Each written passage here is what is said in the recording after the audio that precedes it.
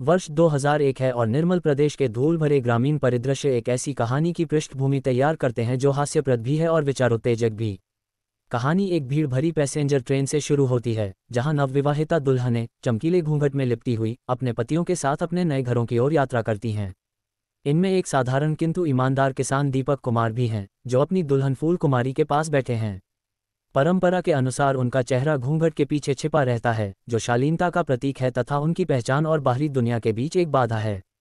रेलगाड़ी पटरियों पर दौड़ती है, अपने साथ सपने, अनिश्चितताएं और अपने यात्रियों की जानकारी के बिना एक आसन्न गड़बड़ी लेकर चलती है, जो अप्रत्याशित घटनाओं की एक श्रृंखला शुरू कर देगी।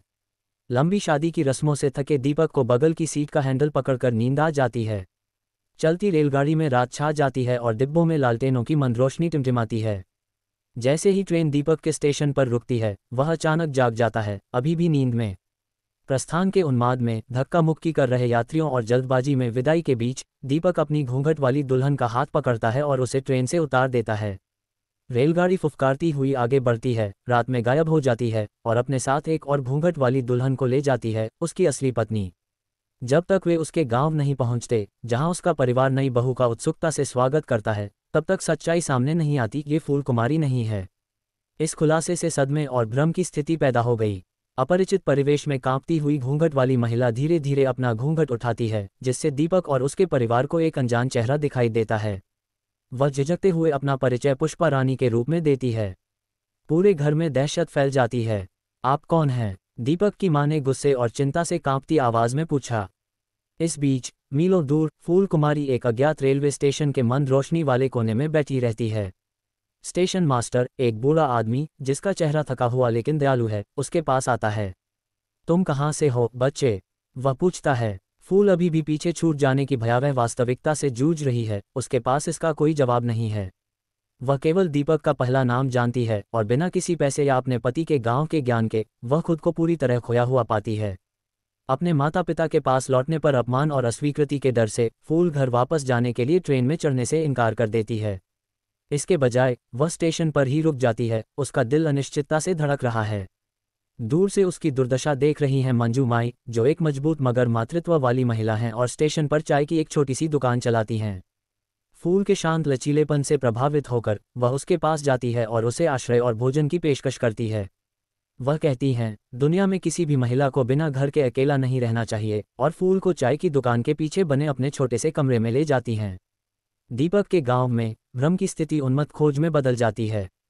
दीपक निकटतम पुलिस स्टेशन पहुंचता है, जहां उसकी मुलाकात सब इंस्पेक्टर श्याम मनोहर से होती है, जो किसी भी असामान्य चीज के प्रति अपने संदेह के समान ही तीक्ष्ण बुद्धि वाला व्यक्ति है।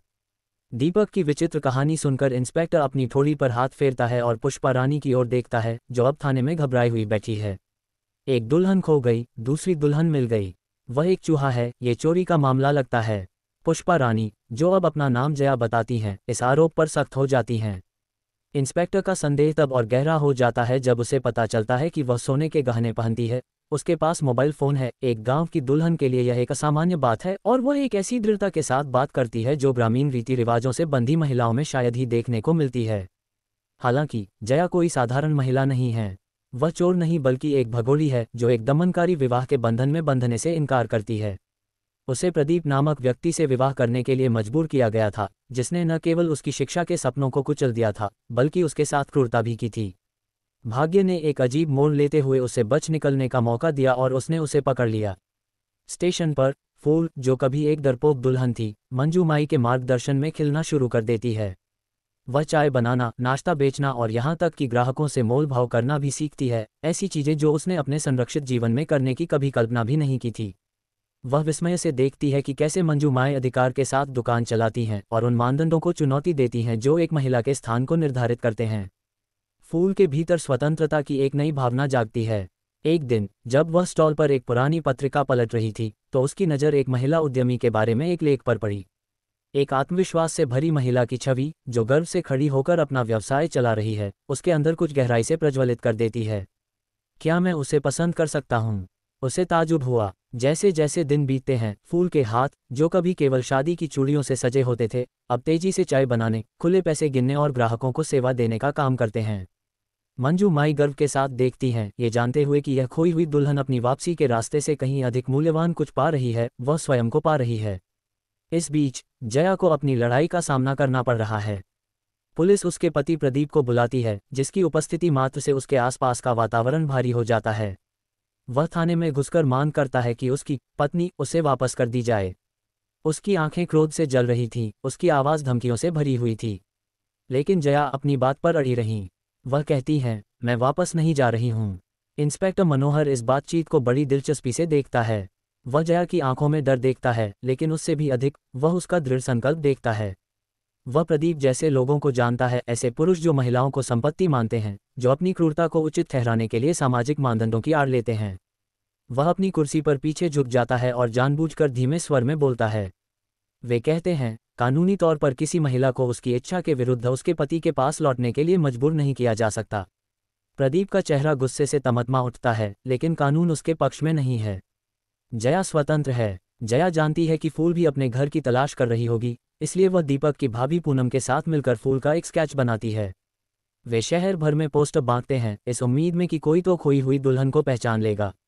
उनके प्रयास तब सफल होते हैं जब मंजू माई की चाय की दुकान से एक यात्री पोस्टर देखता है और फूल को सूचित करता है। पुनर्मिलन का क्षण कड़वा मीठा होता है। फूल, जो कभी मिलने के लिए तरसती थी, अब हिचकिचाती है। चाय की दुकान उसका आश्रय स्थल, उसकी नई पहचान बन गई थी। लेकिन अंदर ही अंदर वह जानती है कि उसे वापस लौटना होगा, उसे देखना होगा कि उसका यह नया व्यक्तित्व उस दुनिया में कहाँ फिट बैठता है जिसे वह पहले जानती थी। जब फूल दीपक के पास लौटती है तो वह शर्मीली, घूंघट वाली दुल्हन नहीं रह जाती जिससे उसने शादी की थी। वह उसके पीछे नहीं, बल्कि उसके बगल में चलती है। और दीपक उसकी आंखों में शांत शक्ति देखकर समझ जाता है कि उसने सिर्फ अपनी पत्नी ही नहीं पाई है, उसने एक पुनर्जन्म वाली महिला को पा लिया है। जया, जिसके पास अब कोई बंधन नहीं है, देहरादून के लिए बस में बैठती है, उसका दिल उत्साह से धड़क रहा है। वह उन सपनों को पूरा करने निकल पड़ी है जिन्हें वह कभी खो चुकी समझती थी। खोई हुई दुल्हनों की कहानी सिर्फ खोजे जाने की कहानी नहीं है, यह अप्रत्याशित स्थानों पर स्वतंत्रता की खोज के बारे में है। फूल, जो कभी घूंघट के पीछे एक अनाम लड़की थी, एक ऐसी महिला के रूप में घर लौटती है जो अपनी कीमत जानती है। जया, जो हताश होकर भाग गई थी, एक उद्देश्य लेकर निकलती है। जैसे ही जया को ले जा रही बस क्षितिज में गायब हो जाती है और फूल अपने दरवाजे पर सिर ऊंचा करके खड़ी हो जाती है, ये स्पष्ट हो जाता है, ये महिलाएं अब लापता नहीं हैं। उन्होंने स्वयं को पा लिया है।